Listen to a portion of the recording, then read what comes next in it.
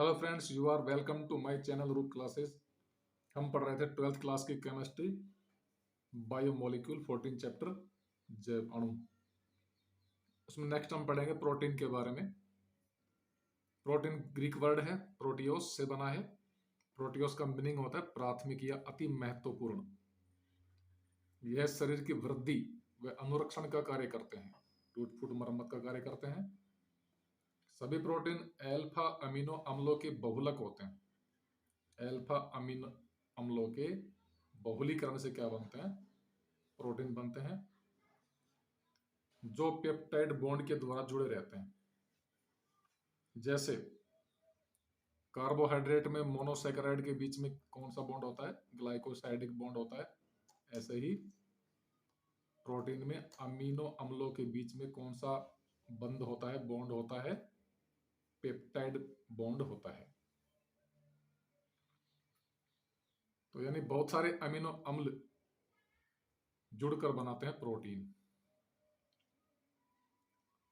Amino अम्लों में दो क्रियात्मक समूह होते हैं, एक तो क्षारीय NH2 समूह एमीन समूह और दूसरा अम्लीय COOH समूह एसिड समूह। ये अम्लीय होता है और ये क्षारीय समूह होता है। तो अम्लीय और क्षारीय दोनों समूह इसमें मिलते हैं अमीनो अम्लों में। सरलतम अमीनो अम्ल है ग्लाइसिन। ग्लाइकोस का मीनिंग होता है मीठा, तो स्वाद में मीठा होता है। सरलतम अमीनो अम्ल ग्लाइसिन का फॉर्मूला क्या है? इसमें एक NH2 है, दूसरा COOH ग्रुप है, एक कार्बन है बीच में। तो ये सबसे सरलतम अमीनो अम्ल है। बाकी जो होंगे उनमें कार्बन की संख्या अधिक मिलेगी।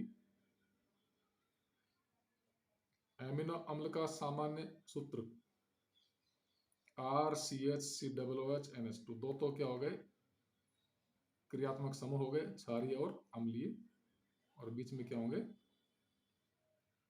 हाइड्रोकार्बन हो गए, एल्किल समूह होंगे। तो दो समूह हैं इसमें, इसलिए अब इसकी प्रकृति किस पर डिपेंड करेगी? समूहों की संख्या पर। कौन सा समूह संख्या में अधिक है? अम्ल समूह ज्यादा है कि NH2 समूह ज्यादा है? संख्या में एमीन समूह से ज्यादा होंगे कौन? COOH अम्ल समूह। तो प्रकृति नेचर कैसी होगी? अम्लीय होगी। यदि NH2 समूह ज्यादा है संख्या में COOH समूह से, तो नेचर कैसी होगी? क्षारीय होगी। और यदि दोनों बराबर हैं तो उदासीन प्रकृति का होगा। तो अम्ल समूह की संख्या यदि 2 है, NH2 समूह की संख्या 1 है, तो नेचर कैसी होगी? अम्लीय। NH2 समूह 2 और अम्ल समूह 1, नेचर होगी क्षारीय। दोनों बराबर हैं, एक NH2 समूह एक अम्ल समूह, तो वो अमीनो अम्ल होगा उदासीन प्रकृति का। जैसे ग्लाइसिन में दोनों क्या है? एक तो NH2 समूह, एक है COOH, दोनों बराबर संख्या में है, तो उदासीन प्रकृति का है। ये जनरल फॉर्मूला इस प्रकार से शो कर सकते हैं। अमीनो अम्ल दो प्रकार के होते हैं, एक तो आवश्यक, दूसरा अनावश्यक। वे अमीनो अम्ल जो शरीर में संश्लेषित नहीं हो सकते तथा जिनको भोजन में लेना आवश्यक है, आवश्यक अमीनो अम्ल कहलाते हैं। ये संख्या में 10 होते हैं, 10 होते हैं। कौन कौन से? Valine, isoleucine, phenylalanine, histidine, arginine, lysine, leucine, methionine, tryptophan, threonine. याद करने के लिए कोड है VIP हॉल में TT। आवश्यक अमीनो अम्लों को इस कोड की हेल्प से हम याद कर सकते हैं। बाकी बचे वो कैसे होंगे? अनावश्यक होंगे। अनावश्यक कौन कौन से हैं? कौन होते हैं? जो शरीर में संश्लेषित हो सकते हैं, अनावश्यक कहलाते हैं। इनकी कमी से शरीर पर कोई विपरीत प्रभाव नहीं पड़ता। कौन कौन से अनावश्यक? Glycine, alanine, serine, cysteine, aspartic अम्ल, ग्लूटेमिक अम्ल, एस्पार्जिनिन, ग्लूटामिन, प्रोलिन, टायरोसिन। तो अमीनो अम्ल ज्यूटर आयन होते हैं। ज्यूटर आयन क्या होते हैं? एक ही अणु में अम्लीय व क्षारीय समूह की उपस्थिति। तो एक ही अणु में अम्लीय समूह कौन सा है? COOH। क्षारीय समूह कौन सा है? NH2, एमीन समूह। तो इन समूहों की उपस्थिति के कारण अमीनो अम्ल सामान्य एमिनो, जो सामान्य एमीन होते हैं, वे कार्बोक्सिलिक अम्ल सामान्य एसिड होते हैं, उनकी तरह व्यवहार नहीं करते, बल्कि लवण के रूप में लवणों के गुण शो करते हैं, क्योंकि दोनों चीजें इसमें है। अम्लीय समूह भी है, क्षारीय समूह भी। दोनों समूह अम्ल और क्षार मिलते हैं तो क्या बनते हैं? लवण बनते हैं। तो ये भी लवणों के गुण शो करते हैं। अम्ल समूह एक प्रोटॉन का त्याग कर सकता है तथा अमीनो समूह प्रोटॉन ग्रहण कर सकता है, जिससे एक द्विध्रुवीय आयन बनता है, एक पर प्लस एक पर माइनस। तो क्या होगा? ये कहलाएगा ज्यूटर आयन। जैसे ग्लाइसिन को ले लें, ग्लाइसिन में होता है NH2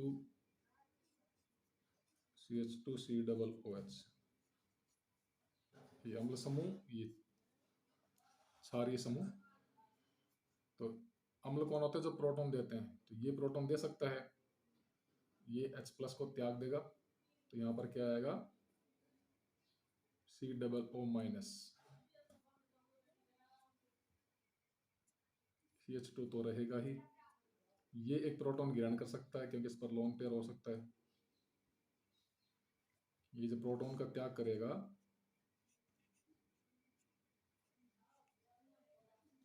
प्रोटॉन में H के पास क्या है? कोई भी इलेक्ट्रॉन नहीं है, तो इलेक्ट्रॉन कहां से लेगा? ये जो NH2 समूह है नाइट्रोजन वाला,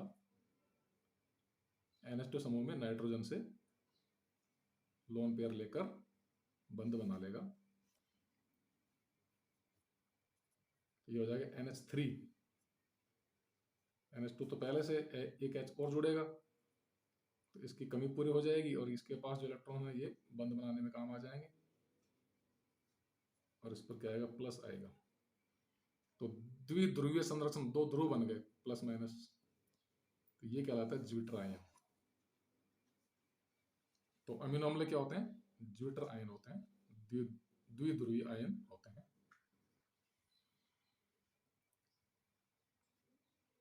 ये कोई भी अमीनो अम्ल है तो ये प्रोटॉन त्याग कर नेगेटिव चार्ज आएगा इस पर, और ये इस पर क्या आ जाएगा? पॉजिटिव चार्ज आ जाएगा। तो द्विध्रुवीय संरचना या ज्यूटर आयन बनेगा। तो ये दूसरे में कन्वर्ट होते रहता है। ग्लाइसिन के अलावा सभी अमीनो अम्ल ध्रुवण घूर्णक होते हैं। ध्रुवण घूर्णक पहले बता चुके हैं, वे यौगिक जो समतल ध्रुव प्रकाश के तल को घुमाते हैं, ध्रुवण घूर्णक होते हैं। तो ग्लाइसिन के अलावा सभी अमीनो अम्ल ध्रुवण घूर्णक होते हैं, क्योंकि इनमें अल्फा कार्बन असममित होता है। असममित क्या होता है? जिससे जुड़े सभी समूह भिन्न हो। तो ग्लाइसिन में क्या है? कार्बन असममित नहीं है, बाकी सब में कैसा है? असममित कार्बन होता है, इसलिए सभी अमीनो अम्ल होते हैं ग्लाइसिन के अलावा ध्रुवण घूर्णक होते हैं। अधिकांश अमीनो अम्लों का विन्यास एल होता है,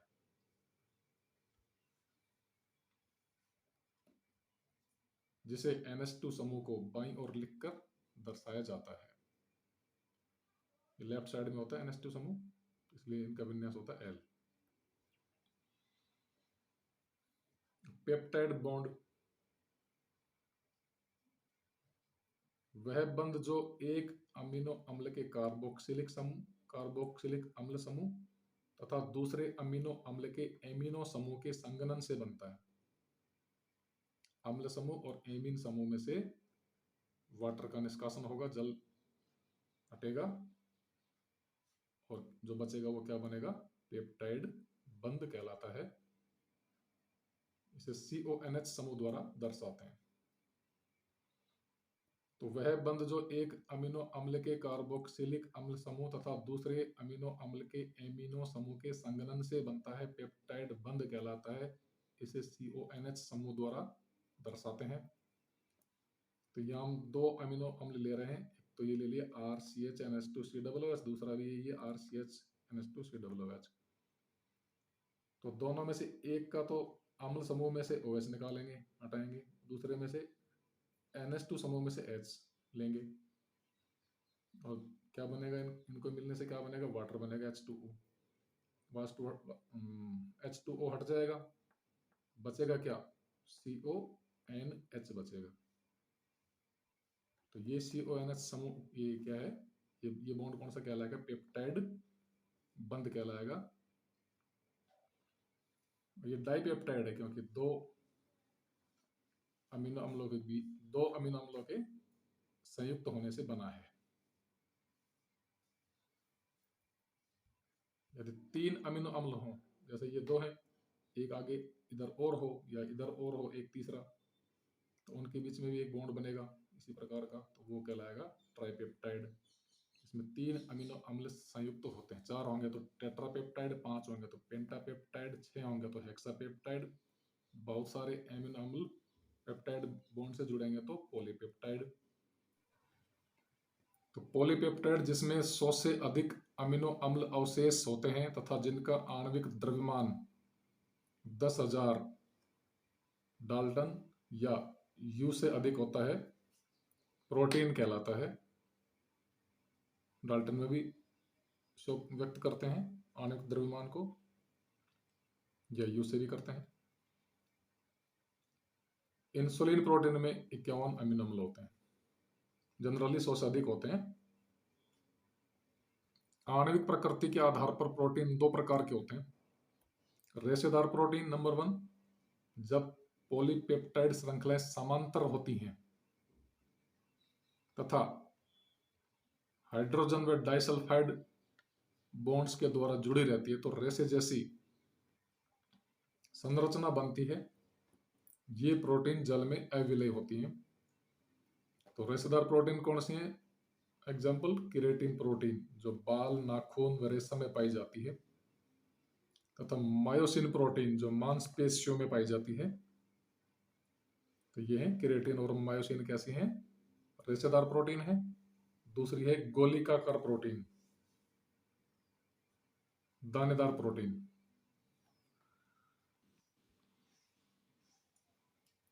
जब पॉलीपेप्टाइड श्रृंखलाएं कुंडली बनाकर गोलाकृति प्राप्त कर लेती है तो ऐसी संरचनाएं गोलिकाकार प्रोटीन कहलाती हैं। ये सामान्यतः जल में विलय होती हैं। एग्जाम्पल इंसुलिन और एल्बुमिन। तो ये गोलिकाकार प्रोटीन या दानेदार प्रोटीन के एग्जाम्पल हैं, इंसुलिन, एल्बुमिन।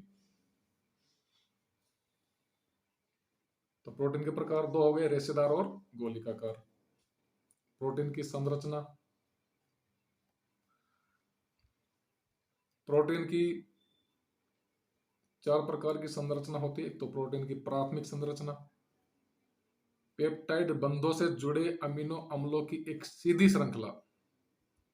पेप्टाइड बॉन्ड से जुड़ते जाएंगे अमीनो अम्ल और एक स्ट्रेट लाइन के रूप में सीधी श्रृंखला होगी, प्रोटीन का प्राथमिक विन्यास बनाती है।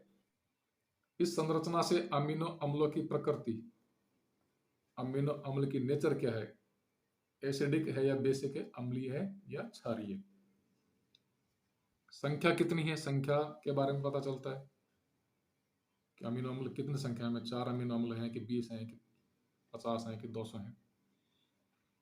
व्यवस्था का पता चलता है, उनके क्रम का पता चलता है कि कौन सा अमीनो अम्ल पहले, पीछे कौन सा है, बीच में कौन सा है। तो अमीनो अम्लों के क्रम बदलने से भी प्रोटीन बदल जाता है। तो अमीनो अम्ल के क्रम में परिवर्तन से भिन्न प्रोटीन उत्पन्न होते हैं।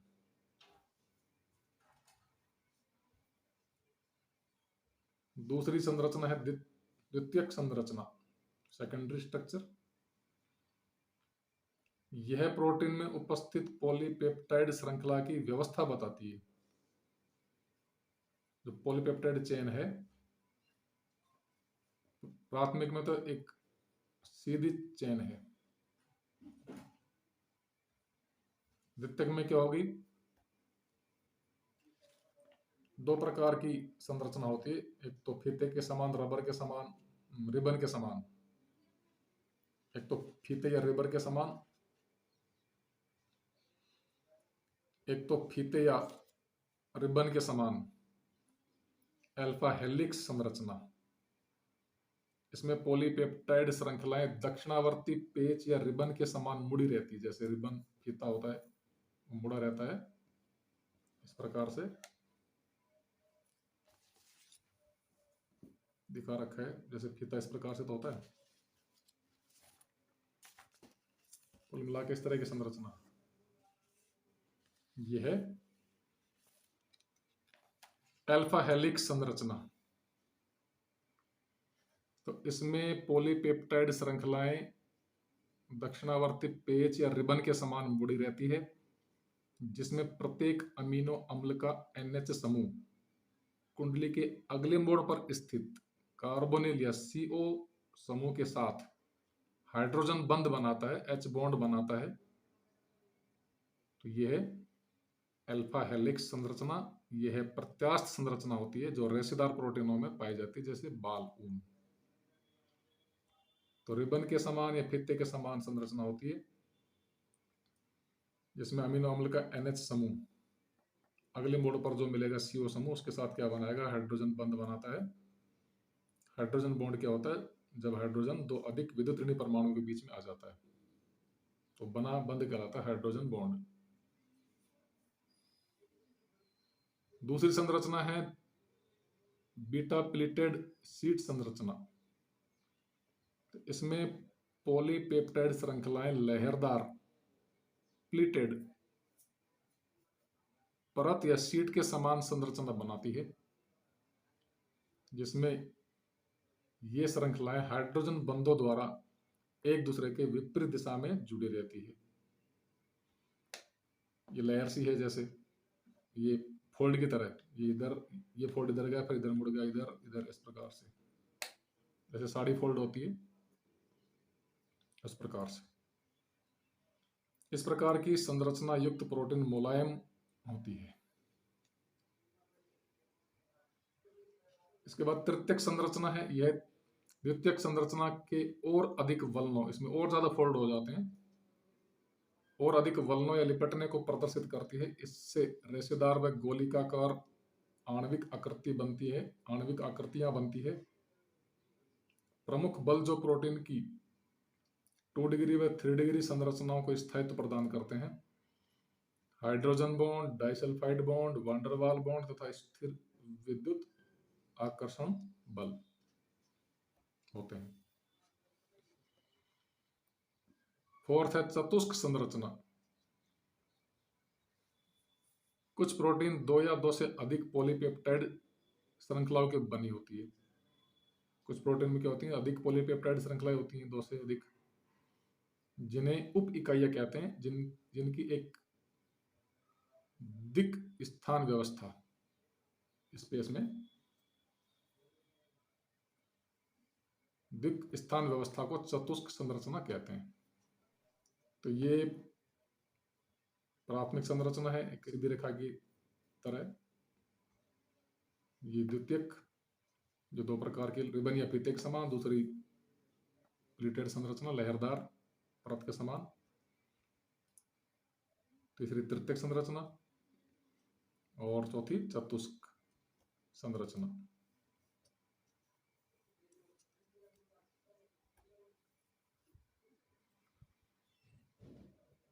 उसके बाद है प्रोटीन का विकृतीकरण, डीनेचुरेशन। प्रोटीनों का अम्ल, क्षार, ताप आदि द्वारा विकृत या नष्ट हो जाना विकृतीकरण कहलाता है। इसमें प्रोटीन के हाइड्रोजन बॉन्ड अस्त व्यस्त हो जाते हैं। इसमें प्रोटीन स्कंदित हो जाते हैं, अवक्षेपित हो जाते हैं। इसमें प्रोटीन की द्वितीयक व तृतीयक संरचनाएं टूट जाती है, लेकिन प्राथमिक संरचना में कोई परिवर्तन नहीं आता। इससे प्रोटीन की जैविक सक्रियता समाप्त हो जाती है, बायोलॉजिकल एक्टिविटी खत्म हो जाती है। जैसे उबालने पर अंडे की सफेदी का स्कंदन, दही का जमना। तो ये हो गया प्रोटीन। उसके बाद है एंजाइम। एंजाइम दो शब्दों से बना है, ई एन मतलब इन, जाइमेज यानी यीस्ट। तो ये सबसे पहले यीस्ट जो कवक है उसमें खोजे गए थे, इंजाइम, इंजाइमेज, इसलिए इनका नाम पड़ा एंजाइम।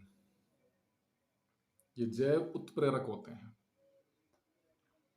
जैव उत्प्रेरकों को एंजाइम कहते हैं। एक होते हैं रासायनिक उत्प्रेरक, जैसे आयरन, कोबाल्ट, निकिल। तो रासायनिक उत्प्रेरक हमने पढ़ा था क्या होते हैं।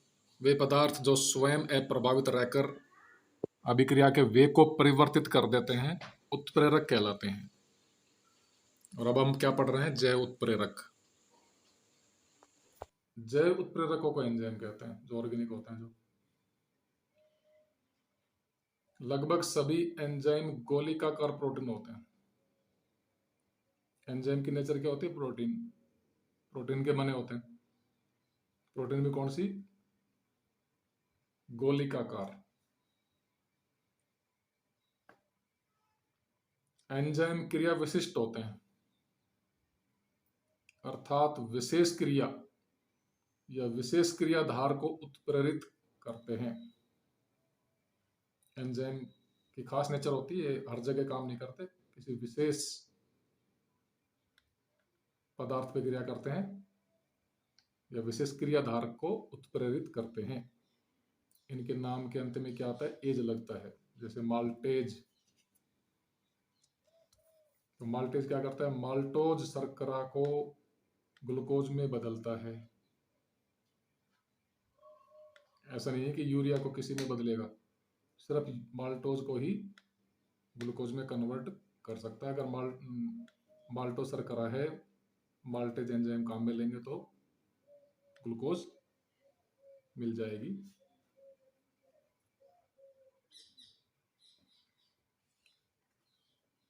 तो एक तो एंजाइम पता है माल्टेज, ऐसे ही 10वीं क्लास में पढ़ा होगा, लाइपेज, ट्रिप्सिन, एमाइलेज,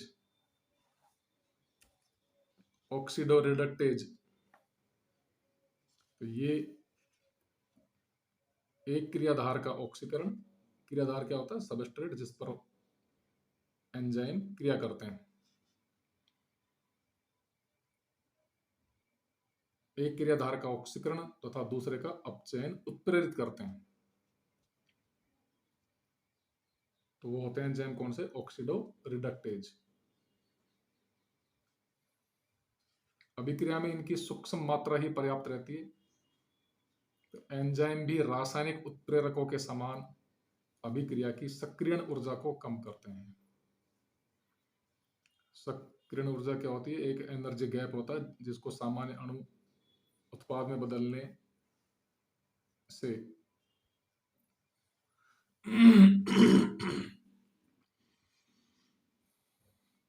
सक्रियण ऊर्जा एक ऊर्जा अवरोध होती है जो सामान्य अणुओं को उत्पाद में बदलने से रोकती है। तो रासायनिक उत्प्रेरक की तरह एंजाइम भी क्या करते हैं, अभिक्रिया में ऊर्जा अवरोध को कम कर देते हैं, जिससे सामान्य अणु भी उत्पाद में बदल जाते हैं। तो ये एंजाइम के बारे में थोड़ी सी नॉलेज होगी। उसके बाद थोड़ा सा है विटामिन, इंपॉर्टेंट है। विटामिन,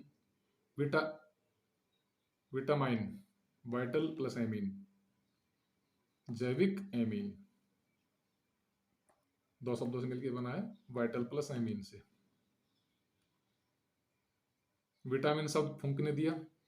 इनका निर्माण मानव शरीर में नहीं होता, बल्कि इनकी पूर्ति खाद्य पदार्थों के साथ बाहरी स्रोतों से होती है। तो हमारे शरीर में विशिष्ट जैविक क्रियाओं के लिए भोजन में सूक्ष्म मात्रा में आवश्यक कार्बनिक पदार्थ विटामिन कहलाते हैं। इनकी कमी होने से विशेष रोग हो जाते हैं। दो प्रकार के होते हैं, जल में विलय विटामिन यानी जल विलय विटामिन। कौन कौन से, बी व सी। तो जल में विलेय विटामिन बस दो ही हैं, बी और सी। वसा विलेय कौन कौन से हैं, ए, डी, ई, के। अब टेबल है विटामिन की कमी से उत्पन्न रोग और विटामिन के सोर्स। एग्जाम में पूछा जा सकता है, लगभग हर एग्जाम में, कंपटीशन एग्जाम में भी विटामिन की कमी से होने वाले रोग पूछे जाते हैं। तो विटामिन ए की कमी से कौन सा रोग होता है, रोतोंदी या जीरोप्थेल्मिया हो जाता है, जिसमें रात्रि में दिखाई नहीं देता या कम दिखाई देता है। गाजर, मछली के यकृत का तेल, दूध। विटामिन ए का प्रमुख स्रोत क्या है, गाजर। मांस, मछली, अंडे ये किताबों में ही सही है, खाने के योग्य पदार्थ नहीं होते। B1, विटामिन B1 जिसको थायमिन भी कहते हैं, बेरी बेरी, B1 की कमी से कौन सा रोग होता है, बेरी बेरी होता है।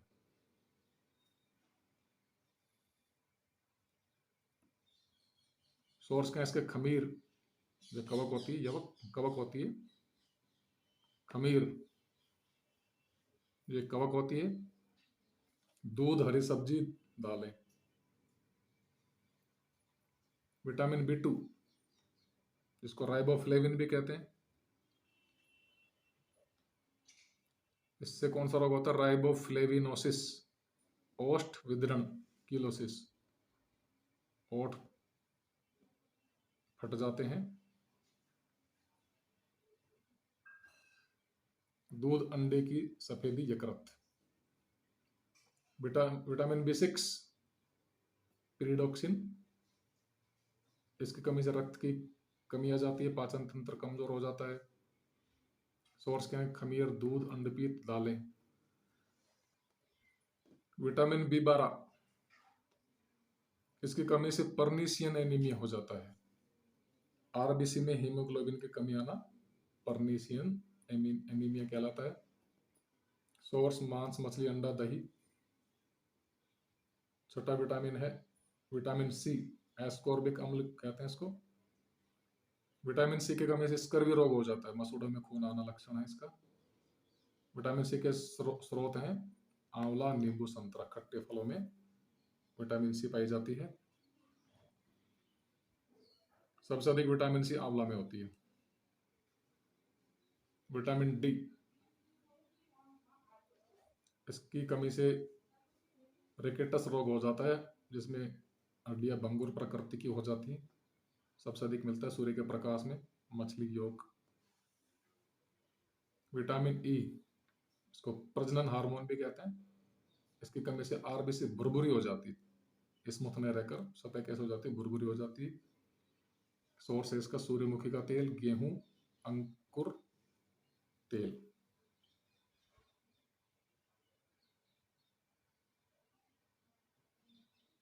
गेहूं के अंकुर और तेल। विटामिन के की कमी से रक्त का थक्का नहीं बनता। सोर्स हरे पत्ते वाली सब्जियां, पालक।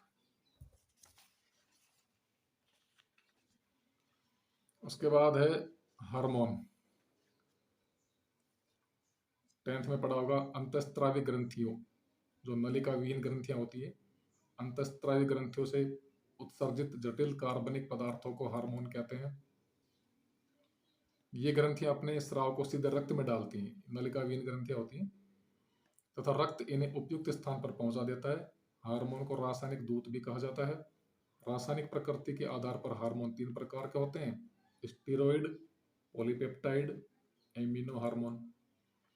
स्टीरॉयड नेचर के हार्मोन कौन से होते हैं, एस्ट्रोजन, एंड्रोजन, ग्लूकोकॉर्टिकोइड। ज्यादा डिटेल नहीं पढ़ेंगे इनकी। पॉलीपेप्टाइड हार्मोन होते हैं इंसुलिन और एंडोर्फिन। एमिनो हार्मोन जो अमीनो अम्लों के व्युत्पन्न होते हैं, एपिनेफ्रिन व नॉर एपिनेफ्रिन। कार्य के आधार पर हार्मोन निम्न प्रकार के होते हैं, पाचन हार्मोन, जनन हार्मोन, वृद्धि हार्मोन, उपापचय हार्मोन। पाचन हार्मोन कौन से, गैस्ट्रिन, सिक्रेटिन, एंटेरोगैस्ट्रिन। जनन हार्मोन एस्ट्रोजन, प्रोजेस्टेरोन, जो स्त्री हार्मोन होते हैं एस्ट्रोजन, मादा में होते हैं। टेस्टोस्टेरोन नर हार्मोन है। एंड्रोजन ल्यूटिनाइजिंग हार्मोन LH ये जनन हार्मोन है। ग्रोथ हार्मोन कौन से हैं? Thyroid hormone TH, pituitary hormone PTH, somatotropic hormone STH। वृद्धि हार्मोन कहाँ से निकलते हैं? पीयूष ग्रंथि से निकलते हैं, स्रावित होते हैं। चौथा उपापचय हार्मोन जैसे insulin, thyroxine, glucagon, adrenaline. Insulin व ग्लूकागोन अग्नाशय ग्रंथि से स्रावित होते हैं तथा रक्त में ग्लूकोज की मात्रा को कंट्रोल करते हैं। इंसुलिन ब्लड में शुगर का लेवल घटाता है, ग्लूकागोन बढ़ाता है, दोनों एक दूसरे के विपरीत कार्य करते हैं। थायराइड ग्रंथि जो गले में होती है, इससे थायरोक्सिन हार्मोन उत्पन्न होता है जो टायरोसिन अमीनो अम्ल का आयोडीन व्युत्पन्न होता है। थायरोक्सिन क्या होता है?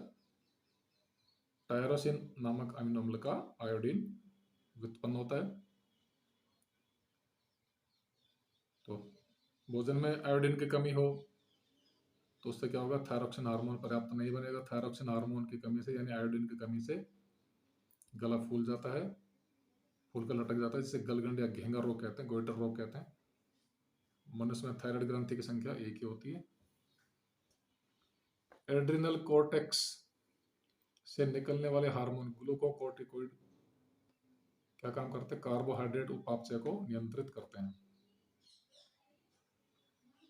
गोनेड ग्रंथियों से निकलने वाले जनन हार्मोन, जो जनन ग्रंथियां होती हैं, वृषण, अंडाशय। अंडाशय से कौन सा निकलता है? एस्ट्रोजन जो स्त्री हार्मोन है, जो स्त्री में द्वितीयक लैंगिक लक्षणों का नियमन करता है। आवाज का पतला होना, मासिक चक्कर, इस प्रकार के लक्षणों को कंट्रोल करता है। टेस्टोस्टेरोन क्या है? नर हार्मोन है जो नर में द्वितीयक लैंगिक लक्षणों का विकास करता है, नियमन करता है, जैसे आवाज का भारी होना, दाढ़ी मुंह से निकलना, इस प्रकार से।